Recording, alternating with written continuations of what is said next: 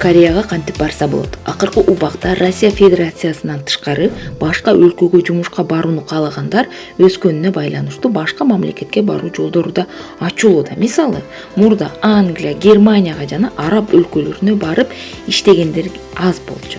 Ал жака барып иштесе болот экенин да көбү билчү эмес. Бирок бүгүн сизге Кореяга кантип барса болот? Ушул туурасында айтып берейин деп турам. Корея бизнес, туризм, атайын иш сапарынан тышкары жумушка баруунун бир гана мыйзамдуу жолу бар. Ал Кыргыз Корея өкмөтүнүн келишиминин негизинде EPS программасы аркылуу жүргүзүлөт. Көпчүлүк жарандар документтин тактабай, ден соолугун карабай, тобокелге салып, каражат которуп, акыркы этапка жолдон калат. Кореяга жумушка баруу үчүн ден соолук да, документ да таза болушу шарт. Сиз Кореяга жумушка аттанар алдында мына ушуларды тактабай туруп, аракет кылбаңыз, бекер убара гана болосуз. Анан дагы айта кетчү нерсе, эч кандай жумушка баруу процессин тездетүү жолу жок. Акча берип, кезек жылдырса болот экен деп тааныш билиш издеп убара болбоңуз. Кээ бир окуу курстары Кореяга жөнөтөбүз дегенине ишенбеңиз. Алар жөн гана корей тилин үйрөтүп, тестирлөөдөн өтүүгө гана жардам берет. А калганы сиздин пешенеңизге жараша. Себеби бул жумушту Кыргызстан таап бербейт. Сиз толтурган анкета резюмеге карап, Кореядагы иш берүүчү тандап сизге чакыруу жөнөтөт. Жана дагы тестирлөө башынан аягына чейин корейлердин катышуусунда өтөт.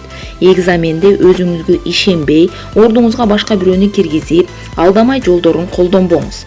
Балким өтүп кетишиңиз мүмкүн, бирок кармалуу калчу болсоңуз, өзүңүздү да, ордуңузга кирген баланы да садака чапкан болосуз. Эрежени бузган катышуучу 2 жыл EPS программасынан четтетилет же таптакыр киргизилбейт. Эми иштен тоо кетер жерине келели. Бул видеону көрүп сиз катышсаңыз болобу же жокпу билип убактыңызды үнөмдөйсүз деген үмүттөмүн. Төмөндө сизге Кореяга жумушка баруу процессин кыскача көргөзүп өтөм. Андан соң Кореядагы жумуш шарттары жана айлыгы канча айтып берем. Кореяга жумушка баруу жолу 4 этапка бөлүп карасак болот. Биринчиси каттоо, экинчиси экзамен, үчүнчүсү скилл тест жана төртүнчүсү анкета. Эми биз биринчи бөлүктөн баштайлы. Ким каттала алат? Биринчи каттоо. Кыргыз жараны мурда соттолбогон жана жазык жоопкерчилигине тартылбаган, чет жака чыгууга чек коюлбаган, кара жумушка жарактуу жана иштегенге медициналык жактан каршылык көрсөткөн оорусу жок.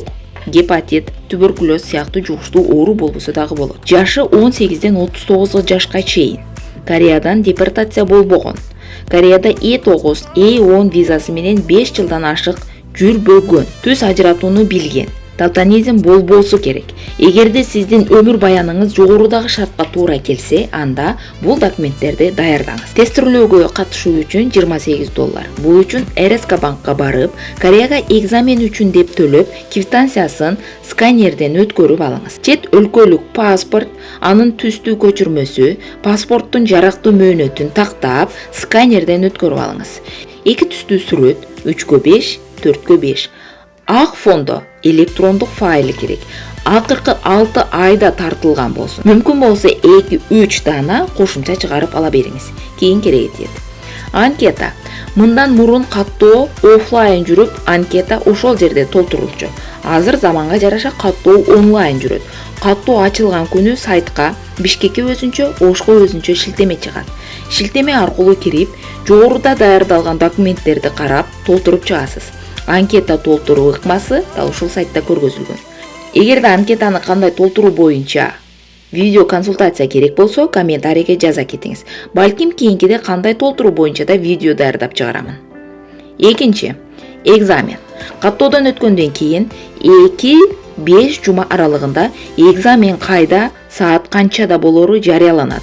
Бул боюнча маалыматты миграция расмий сайтына, баракчаларына иленет.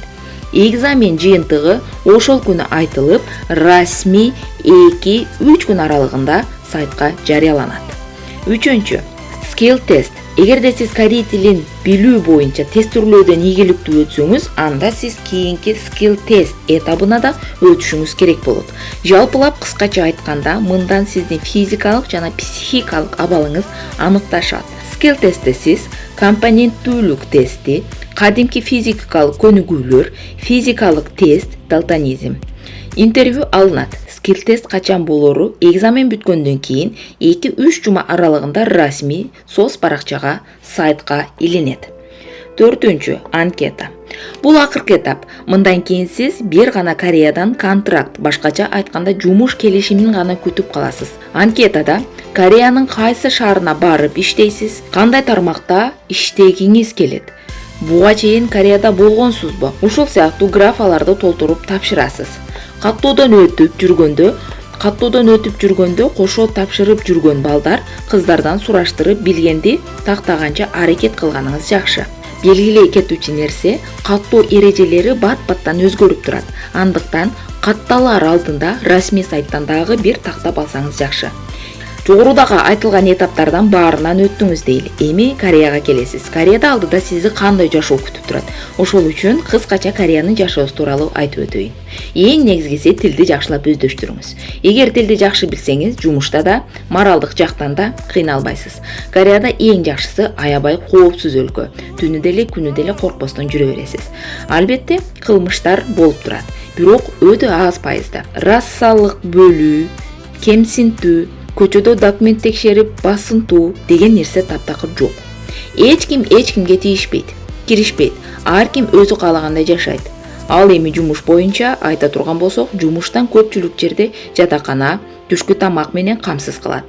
Кээ бир жерде 2 мал тамак берген ишканалар да бар. Айлык акысы $2000 жогору. Эгер сиз жумушту так аткарып, айтканын түшүнүп, тилден кыйналбасаңыз, анда айлыгыңызды көтөрүп бер десеңиз, көтөрүп дагы бериши мүмкүн. Кээ бир ишканалар үй бүлөсүн чакыртып берүүгө да чоң жардам берет. Кыскасын айтканда, жакшы иштеп, бала чаканы чакырып, айлыкты көп талап кылуучу сиздин кыймыл аракетиңизге толук көз каранды. Ишканада аппарат башкарып, машина айдап, кран иштеп, кара айдаган жумуштар да болот.